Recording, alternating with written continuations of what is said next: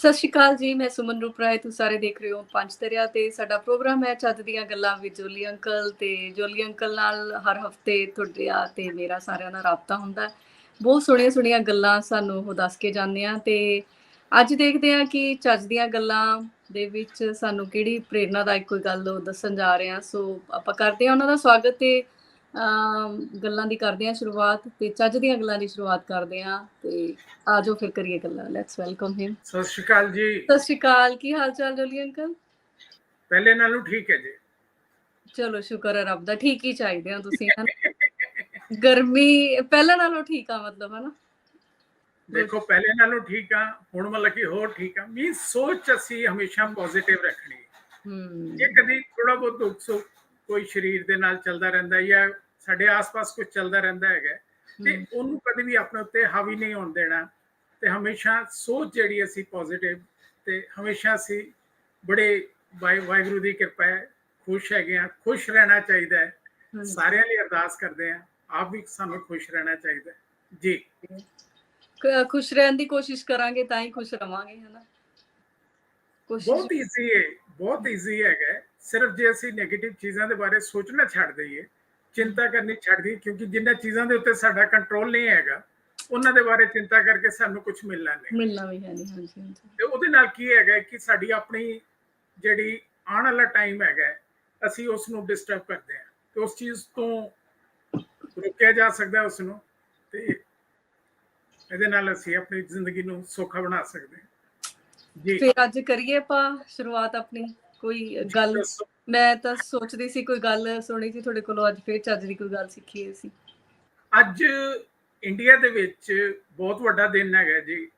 ਸਾਨੂੰ 15ਵਾਂ ਪ੍ਰੈਜ਼ੀਡੈਂਟ ਜਿਹੜਾ ਹੈਗਾ ਉਹ ਮਹਾਮਾਈ ਦ੍ਰੋਪਦੀ ਮੁਰਮੂ ਉਹ ਇਲੈਕਟ ਹੋਏ ਨੇ। ਤੇ ਮੈਂ ਪੂਰੇ ਇੰਡੀਆ ਦੇ ਜਿਹੜੇ ਇੰਡੀਆ ਤੋਂ ਬਾਹਰ ਵੀ ਸਾਡੇ ਭੈਣ ਭਰਾ ਵਸਦੇ ਨੇ, ਉਹਨਾਂ ਸਾਰਿਆਂ ਨੂੰ ਮੁਬਾਰਕਬਾਦ ਦੇਣਾ ਚਾਹਾਂਗਾ ਕਿ 15ਵੇਂ ਪ੍ਰੈਜ਼ੀਡੈਂਟ ਸਾਡੇ ਇੰਡੀਆ ਦੇ ਜਿਹੜੇ ਨੇ ਉਹ ਦ੍ਰੋਪਦੀ ਮੁਰਮੂ ਜੀ ਨੇ ਇਲੈਕਸ਼ਨ ਜਿੱਤਿਆ ਹੈਗਾ। ਤੇ ਉਹ 2 ਦਿਨ ਬਾਅਦ ਹੁਣ ਉਹ ਜੁਆਇਨ ਕਰਨਗੇ ਪ੍ਰੈਜ਼ੀਡੈਂਟ ਹਾਊਸ ਦੇ ਵਿੱਚ। ਤੇ ਮੇਰਾ ਖਿਆਲ ਅੱਜ ਅਸੀਂ ਉਹਨਾਂ ਦੀ ਜ਼ਿੰਦਗੀ ਤੇ ਉਹ ਰਿਲੇਟਿਡ ਪ੍ਰੇਰਨਾ ਲੈ ਕੇ ਅਸੀਂ ਗੱਲ ਕਰ ਸਕਦੇ ਹਾਂ, ਕਿਉਂਕਿ ਜਿੱਥੇ ਤੱਕ ਮੈਂ ਫੀਲ ਕਰਦਾ, ਜਿਸ ਬੈਕਗਰਾਉਂਡ ਤੋਂ ਆਏ ਨੇ, ਉੜੀਸਾ ਦੇ ਕੋਲ ਇੱਕ ਪਿੰਡ ਹੈਗਾ ਉੱਥੇ ਸੰਥਾਲ, ਛੋਟਾ ਜਿਹਾ ਪਿੰਡ ਹੈ, ਤਕਰੀਬਨ 3-3.5 ਮੈਕਸਿਮਮ ਟੋਟਲ ਲੋਕ ਨੇ ਉੱਥੇ। ਅੱਛਾ। ਇਹ ਟ੍ਰਾਈਬ ਹੈਗੀ ਹੈ ਇੱਕ, ਉਸ ਟ੍ਰਾਈਬ ਤੋਂ ਬਿਲੋਂਗ ਕਰਦੇ ਨੇ। ਉੱਥੇ ਕੋਈ ਪੜ੍ਹਾਈ ਲਿਖਾਈ ਦਾ ਸਿਸਟਮ ਨਹੀਂ ਹੈਗਾ, ਉੱਥੇ ਕੋਈ ਸਪੋਰਟ ਨਹੀਂ ਹੈਗੀ, ਕੋਈ ਐਜੂਕੇਸ਼ਨ ਅਵੇਅਰਨੈਸ ਨਹੀਂ ਹੈਗੀ, ਕੋਈ ਗਾਈਡ ਕਰਨ ਵਾਲਾ ਨਹੀਂ ਹੈਗਾ। ਸ਼ੁਰੂ 'ਚ ਇਹ ਇੱਕ ਝੋਪੜੀ 'ਚ ਰਹਿੰਦੇ ਸੀ, ਹੁਣ ਤੇ ਫਿਰ ਬਾਅਦ ਵਿੱਚ ਘਰ ਇੱਕ ਇਹਨਾਂ ਨੇ ਬਣਾਇਆ, ਲੇਕਿਨ ਬਿਲਕੁਲ ਉਹ ਵੀ ਜਿਵੇਂ middle class, lower middle class colony ਹੈਗੀ, ਉਹਦੇ 'ਚ ਇਹਨਾਂ ਦਾ ਘਰ ਹੈਗਾ। ਉਹ ਮੈਂ ਟੀਵੀ ਤੇ ਦੇਖ ਰਿਹਾ ਸੀ। ਤੇ ਕਿਉਂਕਿ ਜਦੋਂ ਇਹਨਾਂ ਨੂੰ ਪ੍ਰੈਜ਼ੀਡੈਂਟ ਲਈ ਇਹਨਾਂ ਦਾ ਨੋਮੀਨੇਸ਼ਨ ਫਾਈਨਲ ਕੀਤਾ ਸੀ, ਸਭ ਤੋਂ ਪਹਿਲੇ ਉਹ ਮੰਦਿਰ ਵਿੱਚ ਗਏ, ਉੱਥੇ ਜਾ ਕੇ ਖੁਦ ਇਹਨਾਂ ਨੇ ਝਾੜੂ ਨਾਲ ਸਫਾਈ ਕੀਤੀ। ਛੋਟਾ ਜਿਹਾ ਮੰਦਿਰ ਹੈ, ਮਤਲਬ ਕੋਈ ਬਹੁਤ ਵੱਡਾ ਮੰਦਿਰ ਨਹੀਂ, ਜਿਵੇਂ ਹਾਰਡਲੀ 100 ਗਜ ਦੇ ਵਿੱਚ ਹੋਏਗਾ। ਤੁਸੀਂ ਦੱਸ ਹੀ ਰਹੇ ਹੋ ਕਿ 3000 ਲੋਕ ਰਹਿੰਦੇ ਉੱਥੇ ਸਿਰਫ, ਹਨਾ? ਟੋਟਲ, ਹਾਂ। ਉਸ ਮੰਦਿਰ ਵਿੱਚ ਜਾ ਕੇ ਸਫਾਈ ਕੀਤੀ, ਝਾੜੂ ਕੀਤਾ ਆਪਣੇ ਹੱਥ ਨਾਲ। ਉੱਥੇ ਜਾ ਕੇ ਜਿਹੜੇ ਵੀ ਭਗਵਾਨ ਦੇਵੀ ਦੇਵਤਾ ਨੂੰ ਮੰਨਦੇ ਉਹਦਾ ਥੈਂਕਸ ਕੀਤਾ। ਤੇ ਅੱਜ ਦੇ ਸਾਡੇ ਜਿਹੜੇ ਨਵੀਂ ਜਨਰੇਸ਼ਨ ਹੈਗੀ, ਬੱਚਿਆਂ ਦੇ ਲਈ ਅਸੀਂ ਜਿਹੜਾ ਪ੍ਰੋਗਰਾਮ ਕਰਦੇ ਹਾਂ, ਜਿਹੜੇ ਸਪੈਸ਼ਲੀ 15 ਤੋਂ 30-35 ਸਾਲ ਦਾ ਏਜ ਗਰੁੱਪ ਹੈ, ਅਸੀਂ ਉਹਨਾਂ ਨੂੰ ਫੋਕਸ ਕਰਕੇ ਇਹ ਪ੍ਰੋਗਰਾਮ ਕਰਦੇ ਹਾਂ ਕਿ ਉਹਨਾਂ ਨੂੰ ਅਸੀਂ ਇੰਸਪਾਇਰ ਕਰ ਸਕੀਏ, ਉਹਨਾਂ ਨਾਲ ਅਸੀਂ ਆਪਣਾ ਬੈਸਟ ਐਕਸਪੀਰੀਅੰਸ ਲਾਈਫ ਦਾ ਸ਼ੇਅਰ ਕਰ ਸਕੀਏ, ਤਾਂ ਕਿ ਉਹਨਾਂ ਨੂੰ ਇੱਕ ਨਵੀਂ ਡਾਇਰੈਕਸ਼ਨ ਮਿਲ ਸਕੇ। ਜਿਹੜੇ ਸਟਰਗਲ ਅਸੀਂ ਦੇਖੇ ਨੇ, ਜਿਹੜੇ ਮੁਸ਼ਕਲਾਂ ਦੇ ਦੌਰ ਵਿੱਚੋਂ ਅਸੀਂ ਨਿਕਲੇ ਹਾਂ, ਉਹਨਾਂ ਨੂੰ ਉਹਦੇ ਤੋਂ ਨਾ ਨਿਕਲਣਾ ਪਏ, ਉਹ ਉਹਦੇ ਤੋਂ ਬਚ ਸਕਣ।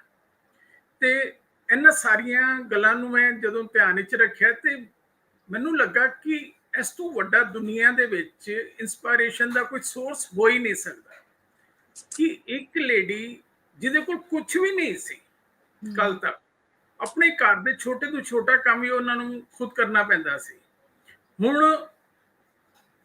ਕੱਲ ਜਦੋਂ ਇਹ ਪ੍ਰੈਜ਼ੀਡੈਂਟ ਹਾਊਸ 'ਚ ਚਲੇ ਜਾਣਗੇ ਤੇ 750 ਇੰਪਲਾਈ ਰਾਉਂਡ ਦੀ ਕਲੌਕ ਇਹਨਾਂ ਦੀ ਸੇਵਾ 'ਚ ਹਾਜ਼ਰ ਹੋਣਗੇ।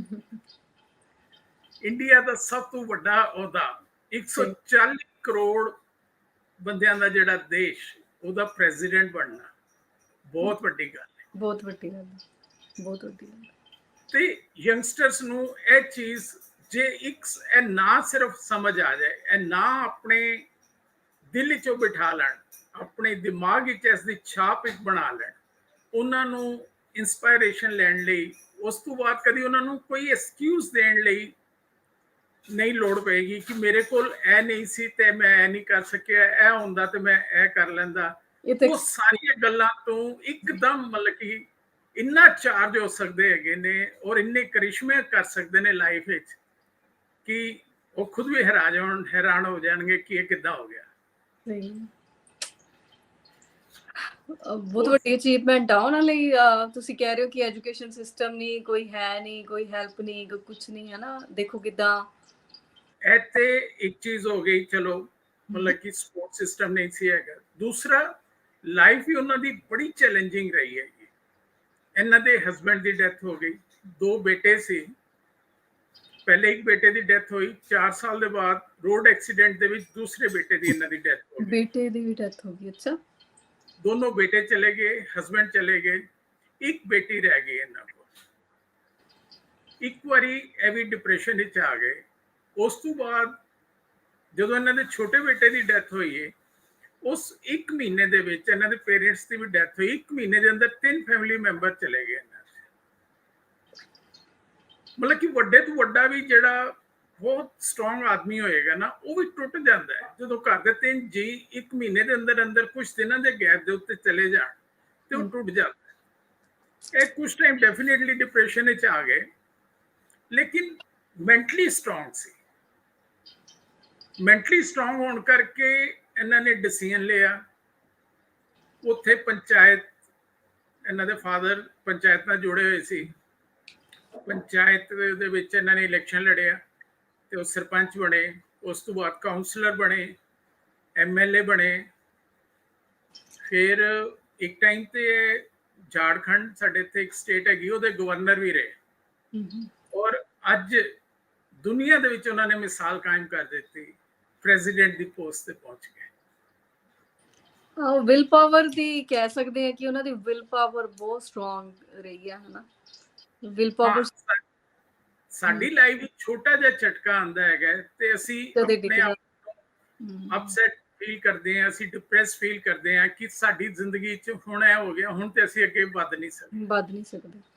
ਇੱਕ ਵਾਰੀ ਕਿਸੇ ਐਗਜ਼ਾਮ ਵਿੱਚ ਫੇਲ ਹੋ ਜਾਂਦੇ ਹਾਂ, ਸਾਨੂੰ ਲੱਗਦਾ ਹੁਣ ਤੇ ਕੁਝ ਅੱਗੇ ਨਹੀਂ ਹੋ ਪਾਏਗਾ ਸਾਡੇ ਕੋਲ। ਕੋਈ ਫੈਮਿਲੀ ਸੈਟਬੈਕ ਆ ਗਿਆ, ਕੋਈ ਬਿਜ਼ਨਸ ਵਿੱਚ ਘਾਟਾ ਆਉਂਦਾ ਹੈ ਤੇ ਸਾਨੂੰ ਲੱਗਦਾ ਕਿ ਜ਼ਿੰਦਗੀ ਖਤਮ ਹੋ ਗਈ। ਲੇਕਿਨ ਜੇ ਅਸੀਂ ਇਹਨਾਂ ਚੀਜ਼ਾਂ ਦੇ ਦਬਾਅ 'ਚ ਨਾ ਆਈਏ, ਕਿਉਂਕਿ ਇਹ ਤਾਂ ਪਾਰਟ ਆਫ ਦਾ ਲਾਈਫ ਨੇ, ਇਹਨਾਂ ਨੂੰ ਹੈਂਡਲ ਕਰਨਾ ਜਿਹੜਾ ਹੈਗਾ, that is art of life. ਤੇ 2 ਚੀਜ਼ਾਂ ਨੂੰ ਸਮਝਣਾ ਪਏਗਾ, ਉਹ ਇਹਨਾਂ ਦੀ ਲਾਈਫ ਤੋਂ ਅਸੀਂ ਸਿੱਖ ਸਕਦੇ ਹੈਗੇ। ਪਾਰਟ ਆਫ ਲਾਈਫ, ਘਰ ਦੇ 3 ਜੀ ਚਲੇ ਗਏ, ਕੋਈ ਗੱਲ ਨਹੀਂ, ਜਿੱਦਾਂ ਵਾਹਿਗੁਰੂ ਨੂੰ, ਰੱਬ ਨੂੰ ਮਨਜ਼ੂਰ ਸੀ, ਉਹਨੂੰ ਐਕਸੈਪਟ ਕੀਤਾ। ਲੇਕਿਨ ਜ਼ਿੰਦਗੀ ਨੂੰ ਜੀਣ ਦੀ ਕਲਾ, ਆਰਟ ਆਫ ਲਾਈਫ, ਉਹ ਇਹਨਾਂ ਕੋਲੋਂ ਅਸੀਂ ਸਿੱਖ ਸਕਦੇ ਹਾਂ। ਕਰੋੜਾਂ ਲੋਕਾਂ ਲਈ, ਲੱਖਾਂ ਲਈ ਨਹੀਂ ਮੈਂ ਕਹਿ ਸਕਦਾ, ਕਰੋੜਾਂ ਲੋਕਾਂ ਲਈ ਆਉਣ ਤੱਕ ਜਿਹੜੀਆਂ ਸਦੀਆਂ ਹੈਗੀਆਂ ਨੇ ਉਹਨਾਂ ਲਈ ਇਹ ਮਿਸਾਲ ਬਣ ਜਾਣਗੇ। ਸਿਰਫ ਹੁਣ ਹੈਗਾ ਕਿ ਸਾਨੂੰ ਅੰਦਰੋਂ ਕਿੰਨੀ ਭੁੱਖ ਹੈ, ਕਿੰਨੀ ਪਿਆਸ ਹੈ ਕਿ ਅਸੀਂ ਕਿੰਨਾ ਕੁਝ ਸਿੱਖਣਾ ਹੈਗਾ। ਸਾਨੂੰ ਇਸ ਤੋਂ ਵੱਡੀ ਇੰਸਪਾਇਰੇਸ਼ਨ ਮੇਰੇ ਖਿਆਲ ਪੜ੍ਹਨ ਲਈ, ਸਿੱਖਣ ਲਈ ਕੋਈ ਕਿਤਾਬਾਂ ਪੜ੍ਹਨ ਦੀ ਲੋੜ ਨਹੀਂ ਹੈ, ਕੋਈ ਮੋਟੀਵੇਸ਼ਨਲ ਵੀਡੀਓ ਜਾਂ ਸੈਮੀਨਾਰ ਅਟੈਂਡ ਕਰਨ ਦੀ ਲੋੜ ਨਹੀਂ। ਇੱਕ ਨਾਂ ਜਿਹੜਾ ਹੈਗਾ ਉਹ ਸਾਡੀ ਜ਼ਿੰਦਗੀ ਦੇ ਵਿੱਚ ਬਹੁਤ ਵੱਡਾ ਪੋਜ਼ਿਟਿਵ ਬਦਲਾਵ ਲਿਆ ਸਕਦਾ ਹੈ। ਤੇ ਯੰਗਸਟਰਸ ਨੂੰ ਅਸੀਂ ਜ਼ਰੂਰ ਇਹ ਸਟਰੋਂਗ ਮੈਸੇਜ ਦਈਏ ਕਿ ਜੇ ਇੱਕ ਬਿਲਕੁਲ ਆਰਡੀਨਰੀ ਲੇਡੀ, ਬਿਲਕੁਲ ਜ਼ੀਰੋ ਤੋਂ ਮੈਂ ਕਹਿ ਸਕਦਾ, ਔਰ ਸਭ ਤੋਂ ਟਾਪ ਪੋਸਟ, ਅੱਛਾ ਸਿਰਫ ਪ੍ਰੈਜ਼ੀਡੈਂਟ ਨਹੀਂ, ਹੁਣ ਜਿਹੜੀਆਂ ਇੰਡੀਆ ਦੀਆਂ 3 ਫੋਰਸਿਸ ਹੈਗੀਆਂ ਨੇ ਉਹਨਾਂ ਦੇ ਵੀ ਇੱਕ ਚੀਫ ਹੁੰਦੇ ਨੇ। ਸਾਡੇ ਇੱਥੇ ਜਿਹੜਾ ਪ੍ਰੈਜ਼ੀਡੈਂਟ ਹੁੰਦਾ ਉਹਨਾਂ ਦੇ ਵੀ ਚੀਫ, ਉਹ ਵੀ ਸਾਰੇ ਮਤਲਬ ਕਿ ਇਹਨਾਂ ਨੂੰ ਰਿਪੋਰਟ ਕਰਨਗੇ। ਕਿੰਨੀ ਵੱਡੀ ਆਨਰ ਦੀ ਗੱਲ ਹੈ। ਹੁਣੇ ਮੇਰੀ ਗ੍ਰੈਂਡ ਡਾਟਰ ਰਵਾਨੀ ਬੈਠੀ ਸੀ, ਉਹ ਮੈਨੂੰ ਪੁੱਛ ਰਹੀ ਸੀ ਵੀ ਕੀ ਕੁਆਲੀਫਿਕੇਸ਼ਨ ਹੁੰਦੀ ਹੈ, ਕਿਸ ਤਰ੍ਹਾਂ ਬਣਦੇ ਨੇ। ਮਤਲਬ ਕਿ ਉਹਦੇ ਅੰਦਰ ਵੀ ਇੱਕ ਜਿਗਿਆਸਾ ਜਾਗੀ, ਸੋਚ ਕੇ। ਹਾਂਜੀ, ਕਿੱਦਾਂ ਮਤਲਬ ਕਿ ਅਸੀਂ ਇਹ ਮਤਲਬ ਕਿ ਇਸ ਲੈਵਲ ਤੱਕ ਪਹੁੰਚ ਸਕਦੇ ਹਾਂ। ਉਹ ਚੀਜ਼ ਹਰ ਇਨਸਾਨ ਦੇ ਅੰਦਰ ਸਾਨੂੰ ਮਤਲਬ ਕਿ ਜਗਾਉਣ ਦੀ ਲੋੜ ਹੈਗੀ। ਇਹ ਪ੍ਰੋਗਰਾਮ ਦਾ ਪਰਪਸ ਇਹੀ ਹੈਗਾ ਕਿ ਅਸੀਂ ਉਹ ਚੀਜ਼, ਉਹ ਚਿੰਗਾਰੀ ਨੂੰ ਜਲਾ ਸਕੀਏ, ਔਰ ਜਲਾ ਕੇ ਉਸਨੂੰ ਪ੍ਰੇਰਨਾ ਉਸਨੂੰ ਲਗਾਤਾਰ ਮਤਲਬ ਕਿ ਉਸਨੂੰ ਉਹਨਾਂ ਦੇ ਅੰਦਰ ਪੈਦਾ ਕਰਦੇ ਰਹੀਏ ਕਿ ਤੁਸੀਂ ਵੀ ਕਰ ਸਕਦੇ ਹੋ, ਤੁਸੀਂ ਵੀ ਕਰ ਸਕਦੇ ਹੋ। ਕੋਈ ਕਮੀ ਨਹੀਂ ਹੈਗੀ, ਕਿਉਂਕਿ ਉਹਨਾਂ ਨੇ ਇਨਫੀਰੀਅਰਿਟੀ ਕੰਪਲੈਕਸ ਨੂੰ ਨਹੀਂ ਦੇਖਿਆ ਕਿ ਮੇਰੀ ਬੋਡੀ, ਮੇਰੀ ਸਕਿਨ, ਮੇਰਾ ਪਰਿਵਾਰ ਛੋਟਾ ਹੈਗਾ ਜਾਂ ਮੈਂ ਛੋਟੇ ਘਰ ਤੋਂ ਹੈਗੀ ਹਾਂ। ਸਾਰੀਆਂ ਚੀਜ਼ਾਂ ਨੂੰ ਉਹਨਾਂ ਨੇ ਇੱਕ ਸਾਈਡ ਤੇ ਕਰਕੇ, ਔਰ ਉਸ ਤੋਂ ਬਾਅਦ ਉਹ ਮਤਲਬ ਕਿ ਹਰ ਦਿਨ ਇੱਕ ਸਟੈਪ ਅੱਗੇ ਚੱਲਦੇ ਗਏ, ਔਰ ਚਲਦੇ ਚਲਦੇ ਉਹਨਾਂ ਨੇ ਪੂਰੀ ਦੁਨੀਆ ਦੇ ਵਿੱਚ ਅੱਜ ਮਿਸਾਲ ਕਾਇਮ ਕਰ ਦਿੱਤੀ।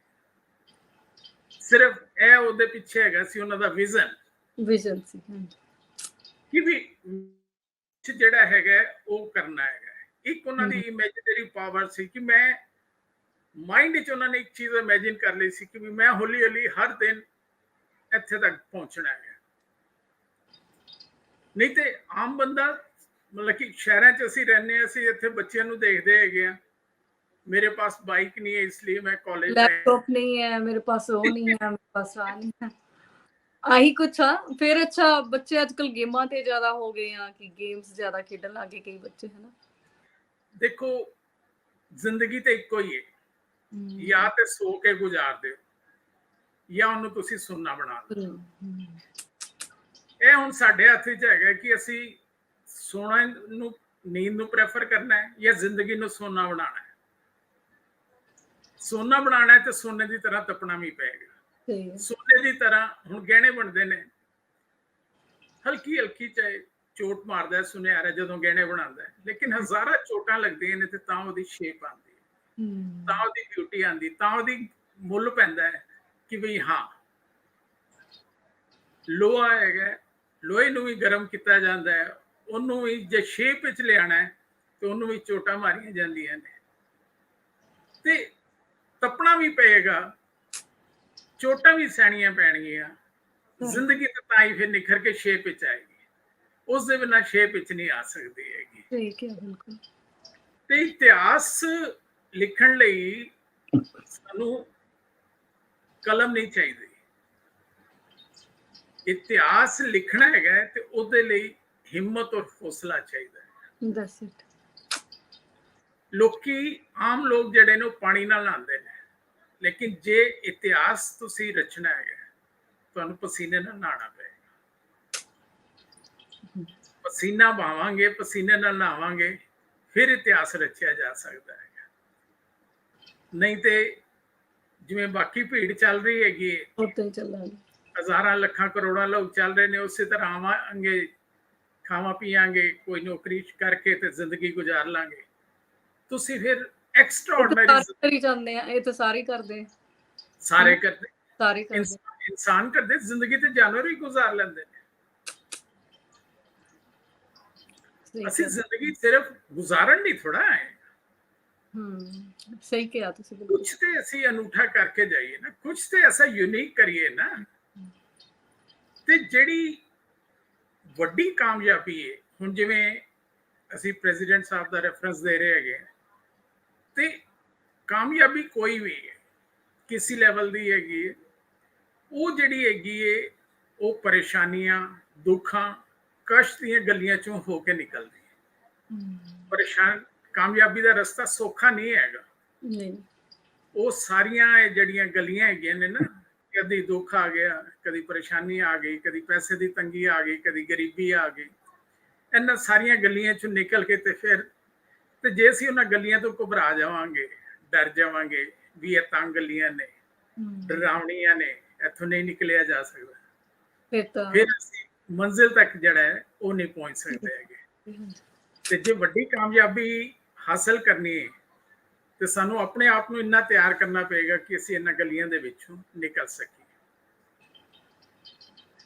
ਤੁਹਾਨੂੰ ਕਿੱਦਾਂ ਲੱਗਾ ਇਹ ਇਨਸਪਾਇਰੇਸ਼ਨ ਦਾ ਸੋਰਸ ਜਿਹੜਾ ਹੈਗਾ ਕਿ ਤੁਸੀਂ ਜੇ ਆਪਣੇ ਵੱਲੋਂ ਇੱਕ ਮੈਸੇਜ ਦੇਣਾ ਹੋਏ ਤੇ ਤੁਸੀਂ ਕਿੱਦਾਂ ਦਿਓਗੇ ਮੈਸੇਜ ਇਸ ਤਰ੍ਹਾਂ ਦੀ ਪਰਸਨੈਲਿਟੀ ਨੂੰ ਦੇਖ ਕੇ? ਪਹਿਲੀ ਗੱਲ ਤਾਂ ਆਪਾਂ ਜਿੰਨੀਆਂ ਵੀ ਗੱਲਾਂ ਕੀਤੀਆਂ ਹਨਾ, ਉਹਨਾਂ ਗੱਲਾਂ ਤੋਂ ਪਤਾ ਹੀ ਲੱਗ ਰਿਹਾ ਕਿ ਉੱਥੇ ਕੁਝ ਵੀ ਨਹੀਂ ਸੀਗਾ, ਤਾਂ ਵੀ ਉਹਨਾਂ ਨੇ ਉਹ ਕਨਸਿਸਟੈਂਟਲੀ ਮਤਲਬ ਕਿ ਲਗਾਤਾਰ ਕਰ ਰਹੇ ਸੀ ਕੁਛ ਨਾ, ਤੇ ਉਹਨਾਂ ਨੇ ਚਾਹਿਆ ਹਨਾ। ਤੇ ਮੈਨੂੰ ਲੱਗਦਾ ਲਗਾਤਾਰਤਾ ਬਹੁਤ ਜ਼ਰੂਰੀ ਆ ਜਦੋਂ ਅਸੀਂ ਕੋਈ ਕੰਮ ਕਰਦੇ ਆ ਹਨਾ। ਹੁਣ ਉਹਨਾਂ ਦੇ ਤੁਸੀਂ ਇਹ ਵੀ ਦੱਸਿਆ ਕਿ ਪਰਸਨਲ ਲਾਈਫ 'ਚ ਵੀ ਪ੍ਰੋਬਲਮ ਆਈ ਆ, ਕਿ ਹਸਬੈਂਡ ਵੀ, 2 ਬੱਚੇ ਵੀ ਹਨਾ। ਕਿੰਨਾ ਹਾਰਡ ਹੁੰਦਾ ਇੱਕ ਮਾਂ ਲਈ ਤਾਂ ਇੱਕ ਵਾਈਫ ਲਈ ਹਨਾ, ਕਿਸੇ ਨੂੰ ਲੂਜ਼ ਕਰਨਾ, ਤੇ ਫਿਰ ਵੀ ਉਹਨਾਂ ਨੇ ਹਿੰਮਤ ਨਹੀਂ ਹਾਰੀ। ਮੈਨੂੰ ਇਹ ਲੱਗੀ ਕਿ ਉਹਨਾਂ 'ਚ ਹਿੰਮਤ ਬਹੁਤ ਜ਼ਿਆਦਾ, ਤੇ ਏਦਾਂ ਦੀ ਹਿੰਮਤ ਸਾਨੂੰ ਸਾਰਿਆਂ ਨੂੰ ਆਪਣੇ 'ਚ ਪੈਦਾ ਕਰਨੀ ਚਾਹੀਦੀ ਹੈ, ਕਿਉਂਕਿ ਦੁੱਖ ਸੁੱਖ ਤਾਂ ਸਾਰਿਆਂ ਤੇ ਹੀ ਆਉਂਦੇ ਆ ਹਨਾ। ਇਹਨਾਂ ਨੇ ਜ਼ਿੰਦਗੀ ਦੀ ਸ਼ੁਰੂਆਤ ਜਦੋਂ ਕੀਤੀ ਨਾ ਤੇ ਇੱਕ ਕਲਰਕ ਤੋਂ ਕੀਤੀ ਸੀ। ਉੱਥੇ ਇੱਕ ਕੋਈ ਡਿਪਾਰਟਮੈਂਟ ਸੀ ਐਗਰੀਕਲਚਰ ਟਾਈਪ ਦਾ, ਕੋਈ ਪਿੰਡਾਂ ਜਿਵੇਂ ਹੁੰਦਾ ਹੈਗਾ, ਤੇ ਉਹਦੇ 'ਚ ਐਜ਼ ਏ ਕਲਰਕ ਸ਼ੁਰੂ ਕੀਤੀ।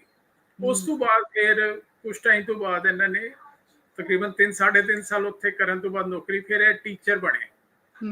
ਤੇ ਟੀਚਰ ਦੇ ਅੰਦਰ ਇੱਕ ਜਿਹੜੀ ਖਾਸ ਗੱਲ ਹੁੰਦੀ ਹੈ ਕਿ ਉਹ ਹਰ ਦਿਨ ਕੁਝ ਨਵਾਂ ਸਿੱਖਦੇ ਵੀ ਨੇ ਔਰ ਸਿਖਾਉਂਦੇ ਵੀ ਨੇ। ਇਹ ਇੱਕ ਮੈਸੇਜ ਜਿਹੜਾ ਕਿਉਂਕਿ ਸਿਖਾਉਣ ਲਈ ਸਿੱਖਣਾ ਪੈਂਦਾ ਪਹਿਲਾਂ ਹਨਾ, ਸਿੱਖਣਾ ਪੈਂਦਾ। ਸਮਝੋ ਫਿਰ ਸਮਝਾਓ। ਮੈਂ ਇੱਕ ਕਿਤਾਬ ਵੀ ਲਿਖੀ ਸੀ ਇਹਦੇ ਤੇ, ਸਮਝੋ ਔਰ ਸਮਝਾਓ। ਪੀਕੌਕ ਬੁੱਕਸ ਵਾਲੇ ਨੇ ਪਬਲਿਸ਼ ਕੀਤੀ ਸੀ ਬਹੁਤ ਸਾਲ ਪਹਿਲੇ। ਬਹੁਤ ਅੱਛੀ ਕਿਤਾਬ, ਬੜੀ ਪਪੂਲਰ ਹੋਈ। ਮੈਨੂੰ ਧਿਆਨ ਨਹੀਂ ਹੈਗਾ, ਮੇਰੇ ਖਿਆਲ ਹੋਏਗੀ, ਲੇਕਿਨ ਅਦਰਵਾਈਜ਼ ਉਹਦੀ ਹਾਰਡ ਕਾਪੀ ਤੇ ਮਤਲਬ ਬਹੁਤ ਪਪੂਲਰ ਹੋਈ ਸੀ। ਤੇ ਸਮਝੋ ਔਰ ਸਮਝਾਓ। ਤੇ ਕੋਈ ਵੀ ਗੱਲ ਅਸੀਂ ਕੀ ਹੈ ਕਿ ਗੱਲ ਨੂੰ ਪੂਰੀ ਤਰ੍ਹਾਂ ਸਮਝਦੇ ਨਹੀਂ, ਆਪਣੀ ਲਾਈਫ ਵਿੱਚ ਉਹਨੂੰ ਇੰਪਲੀਮੈਂਟ ਕਰਕੇ ਕਦੀ ਦੇਖਿਆ ਨਹੀਂ ਹੈਗਾ, ਔਰ ਅਸੀਂ ਉਸ ਤੋਂ ਪਹਿਲੇ ਸਮਝਾਉਣ ਦੀ ਕੋਸ਼ਿਸ਼ ਸ਼ੁਰੂ ਕਰ ਦਿੰਦੇ ਹਾਂ।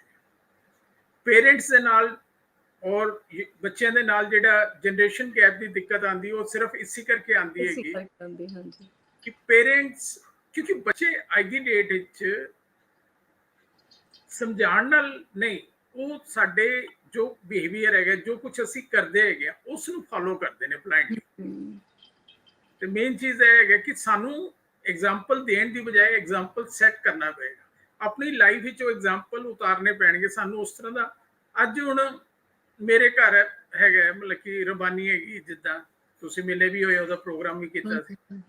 ਹੁਣ ਕਿਉਂਕਿ ਮੇਰੇ ਘਰ ਕਿਤਾਬਾਂ ਦੀ ਗੱਲ ਹੁੰਦੀ ਹੈ, ਕਿਤਾਬਾਂ ਲਿਖਦਾ ਹੈਗਾ, ਹੁਣ ਉਹਨੂੰ ਹੁਣੇ ਤੋਂ ਇੰਨਾ ਇੰਟਰਸਟ ਆ ਗਿਆ, ਉਹ ਮਾਰਕੀਟ ਜਦੋਂ ਜਾਏਗੀ ਤੇ ਕਦੀ ਵੀ ਗਿਫਟ ਜਾਂ ਕੱਪੜੇ ਲੈਣ ਦੀ ਬਜਾਏ ਉਹ ਕਿਤਾਬਾਂ ਲੈ ਕੇ ਆਉਂਦੀ। ਮੇਰਾ ਛੋਟਾ ਬੇਟਾ ਜਿਹੜਾ ਉੱਥੇ ਕੈਨੇਡਾ ਤੁਹਾਡੇ ਕੋਲੇ, ਉਹ ਇੰਡੀਆ ਜਦੋਂ ਆਉਂਦਾ ਹੈਗਾ ਤੇ ਉਹ ਜਦੋਂ ਵੀ ਇੱਥੋਂ ਜਾਂਦੇ ਹੈਗੇ ਨੇ ਤੇ ਇੱਕ ਸੂਟਕੇਸ ਜਿਹੜਾ ਹੈਗਾ ਉਹ ਅੱਧੇ ਤੋਂ ਜ਼ਿਆਦਾ ਕਿਤਾਬਾਂ ਨਾਲ ਭਰਿਆ ਹੁੰਦਾ। ਹਰ ਵਾਰੀ ਇੱਥੋਂ ਇੰਨੀਆਂ ਸਾਰੀਆਂ ਬੁੱਕਸ ਲੈ ਕੇ ਜਾਂਦੇ ਨੇ। ਵੱਡੀ ਗੱਲ ਹੈ।